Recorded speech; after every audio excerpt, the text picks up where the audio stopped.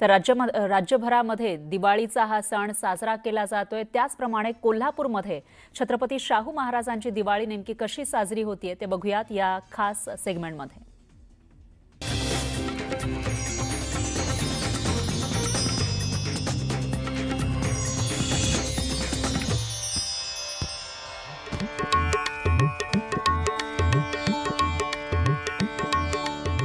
दिवाळीची धूम खरं तर सगळीकडे आपल्याला बघायला मिळते। कोल्हापुरात सुद्धा असंच काहीसं वातावरण आहे। अर्थात कोल्हापूरमध्ये आपण शाही दसरा बघितलेला आहे। सगळे सण अगदी शाही पद्धतीने साजरे केले जातात। पण दिवाळी नेमकी कशी साजरी केली जाते आणि ते सुद्धा विशेष करून छत्रपती घराण्यात पॅलेसवरती नेमकी दिवाळी कशी आहे आज आपण बघणार आहोत। चला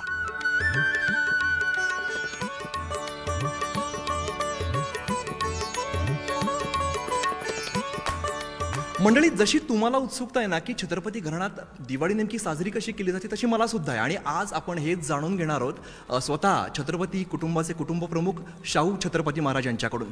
महाराज, दिवाळीच्या तुम्हाला न्यूज 18 लोकमतकडून खूप खूप शुभेच्छा। आपणासी न्यूज 18 लोकमतला शुभेच्छा। आणि या निमित्ताने आपल्या लोकमतच्या निमित्ताने सर्व जनतेला शुभेच्छा।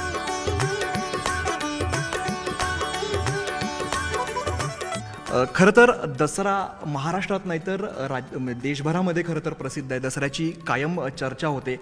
छत्रपती घराण्याची नेमकी दिवाळी असते कशी हे आम्हाला जाणून घ्यायला आवडेल। दसरा सण वेगळा, आणखीन दिवाळी वेगळी हे सगळ्यांना अर्थात माहीतच आहे, त्यात काय प्रश्न नाही। आणि दिवाळी ही साधारण असं खाजगी असते आणि फारसं गाजाबाजा वगैरे फारसा नसतो। दसऱ्यामध्ये समस्त कोल्हापूरकर अगदी राज्यभरातून देशभरातून सगळे लोक येत असतात, भेटी घेत असतात। पण दिवाळी अगदी कौटुंबिक आहे असं म्हणायला हरकत नाही। दिवाळी एकदमच कौटुंबिक, आणखीन घरगुती स्वरूपातनी आपली इथं साजरी होते। दिवाळीची खरं तर उत्सुकता असते, घरात सजावट असेल किंवा या सगळ्या गोष्टी सगळे कुटुंबातले मेंबर्स एकत्र येऊन आपण करत असतो। छत्रपती घराण्यात नेमकी सजावट कशी असते? पॅलेसमध्ये काय काय सजावट केली जाते? कोण कोण असतं त्यामध्ये? सजावट जर म्हटलं तर मूळ पॅलेसच आता सजलेला आहे।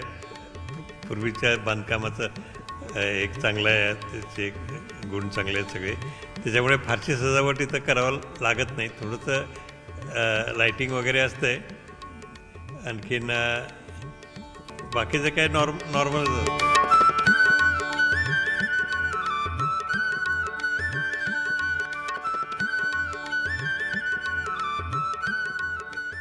पारंपरिक आकाशकंदील अगदी ठरलेला असेल, तो असतो मोठाच्या मोठा कंदील करतात धवलचिराजे म्हणजे मधुरी महाराजे, आणि तो लावला जातो। म्हणजे आकाशकंदील इकडेच बनवला जातो, पॅलेसमध्येच बनतो आकाशकंदील? तो एवढा मोठा आहे की तो इथंच करावा लागतो, तो मिळत नाही बाजारात, तेवढा मोठा आहे। पॅलेसमध्ये फराळ कसा बनतो, कुठले कुठले पदार्थ बनतात, आणि सगळ्यात महत्त्वाचा प्रश्न त्यातला तुमचा कुठला आवडता पदार्थ आहे दिवाळीच्या निमित्ताने? दिवाळीचा फराळ तर दरवर्षी नेहमी करतातच, आणि दिवाळीच्या आधी काही दिवस फक्त ते करून घेतात। फिक्स्ड असं काही नाही आहे, असं ठरलेलं नाही आहे, पण जे काय असतं ते खातोय। बरं, छत्रपती शिवाजी महाराजांपासून अशी कुठली अखंडित परंपरा जी अजूनही सुरू आहे छत्रपती घराण्यामध्ये दिवाळी निमित्ताने खास? नाही, दिवाळी निमित्ताने असं मला तरी असं कोणी इतिहासकारांनी काही सांगितलं नाही का तुम्ही इतिहासात जात आहे तर रेकॉर्ड असल्याशिवाय आपण कोण बोलू शकत नाही। तर पण एक निश्चित की ही परंपरा, दिवाळीची सुद्धा परंपरा पूर्वीपासूनच चालू असणार होतीच आहे, आणि त्याप्रमाणे काही इकडं तिकडं थोडा बदल होत असेल, पण एक्झॅक्टली त्यावेळेस काय होत होतं हे काय मला सांगता येणं कठीण आहे। पण साधारण असंच, म्हणजे आता जसं दिवाळी होती आहे, भाऊबीज होती आहे वगैरे, जे काय सण त्या दिवाळीला लागून आहेत ते सगळे होत असतात। बरं, लक्ष्मीपूजन अगदी विशेष असेल किंवा पाडवा कशा पद्धतीने साजरा केला जातो? लक्ष्मीपूजन सुद्धा एक लक्ष्मीपूजनाचा एक समारंभ नेहमी संध्याकाळच्या वेळेस असतोच आहे, आणखीन तो पद्धतशीर आपले जुन्या वाड्यातनं पुरोहित येऊन वगैरे सगळे तयार करून आणि पूजा होती आहे आणि आपल्यापैकी कोणीतरी एक पूजेला बसतोय. मग तशीच पारंपरिक वेशभूषा जशी दसऱ्याला असते तशी आत्ता असते की आत्ता अगदी घरगुती पद्धतीने असतं? आता अलीकडं तर घरगुती पद्धतीनेच असते. आपले एक पारंपरिक एक वेगळा कुर्ता असतो जास्तीत जास्त, आणखीन पैजामा वगैरे, म्हणजे नेहमीच असं स्पेशल वेशभूषा वगैरे काही नसते यावेळी. दिवाळी म्हटलं की खरं तर उत्सुकता अशी असते की सगळे कुटुंबातले सदस्य एकत्र येतात. छत्रपती कुटुंबामध्ये कशा पद्धतीचं आहे, सगळे एकत्र येत आहेत का, किंवा आणखीन नातवंड तुमची आहेत तुमचा रॅपो नेमका कसा आहे त्याबद्दल पण सांगा. हे दिवाळीत सगळे जर बाहेर गावी कोण असले तर ते बरोबर दिवाळीच्या दरम्यान सगळे येतातच. पण आता जशी आमची नात ती तर न्यूयॉर्कला आहे, ती काही येऊ शकली नाही यावर्षी. बरं. नातवंडांचा आणि तुमचा रॅपो खूप छान आहे, सगळ्यांना माहिती आहे.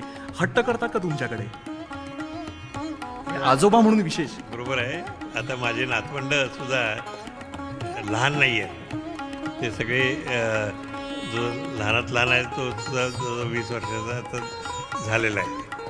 तर नातवंड लहान असताना निश्चित करायचे हट्ट वगैरे थोडंसं काहीतरी, पण आता तो काय तसा प्रसंग फारसा येत नाही. बरं. तुम्ही प्राणीप्रेमी आहात, श्वानप्रेमी आहात.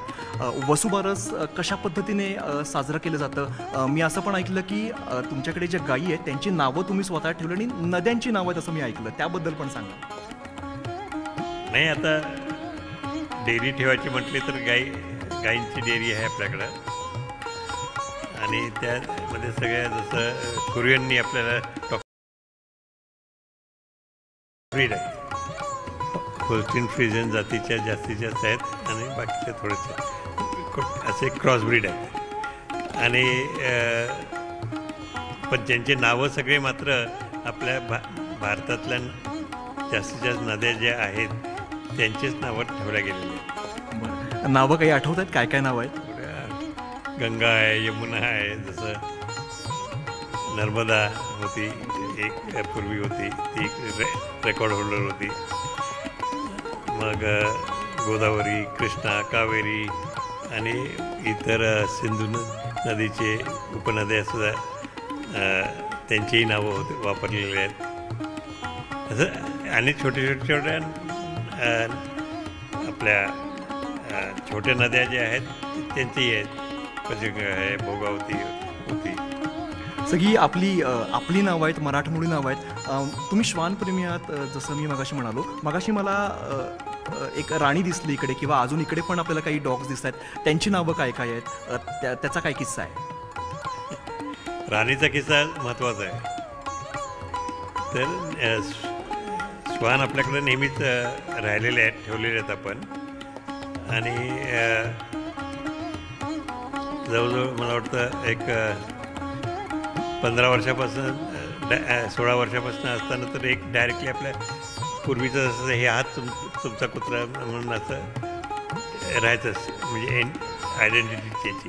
आणि आपण स्वतः त्याचं देखभाल वगैरे करायची, ते खाणं पिणं साफ ठेवणं, एक्सरसाइज वगैरे सगळं. तर तशा पद्धतीने सातत्याने माझ्या इथं राहिलेले आहेत सगळे. आणखीन म्हणजे काही इंग्लिश पॉइंटर्स होते, काही इंडियन ब्रीडचे होते, काही नॉन डिस्क्रिप्ट होते, अशा तऱ्हेने सगळेच राहिलेले आहेत. पण शेवटी आता एकही नसताना 8 वर्षापूर्वी